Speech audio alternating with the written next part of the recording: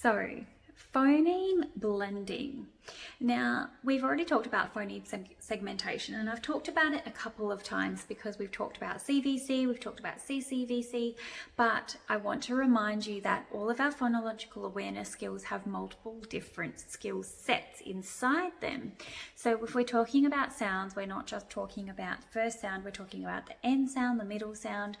And if we're talking about breaking words apart, we're not just talking about breaking them, we're also talking about putting them back together or blending. So a bit like we did syllable segmentation and blending, we're going to do phoneme segmentation and blending. And as we go through the weeks, we're actually going to be doing some manipulation and deletion as well, which will be something we do tomorrow.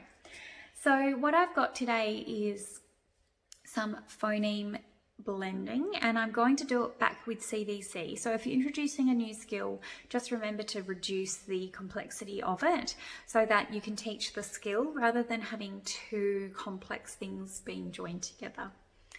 I'll show you my activity. It's a really simple one. Now, this is the first activity I'm doing that's a phonological awareness activity where I'm introducing letters. I'm doing this because I'm assuming that the child who's doing this activity knows all of their letter sounds and names.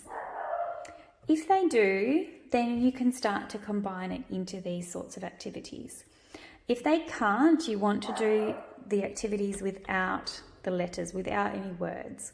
So what I would do if they don't know them yet is I'm going to remove the words and I'm going to say, can you find the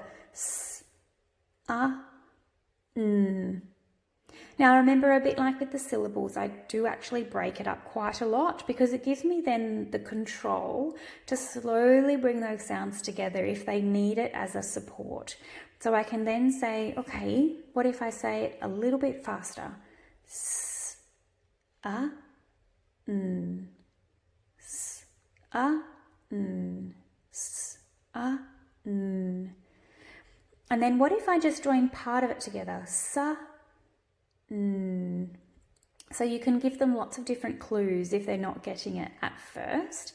And then slowly, hopefully through all of the other phonological awareness tasks we've been doing, they can start to really get it. So it really is a guessing game. But what happens is once they do start to know their letters, they can start to play some of these types of games independently. Now this set from Teaching Two Toddlers is traditionally a memory set, but I really love to use this as an independent activity as well with my older kids. So what they do is they take a word from the pile, they sound out the letters, a, p, and then they have to blend them together. Map, and see if they can find the matching word here. So it's almost like independent bingo. Now, of course, you don't need these discs.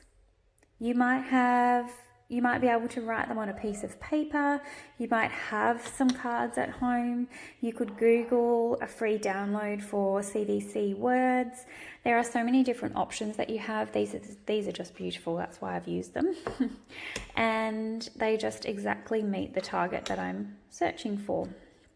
So then I could do cot, ot.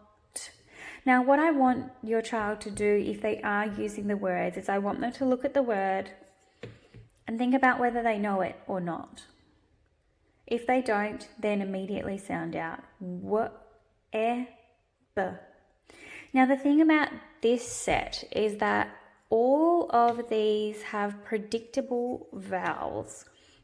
It, and very predictable spellings.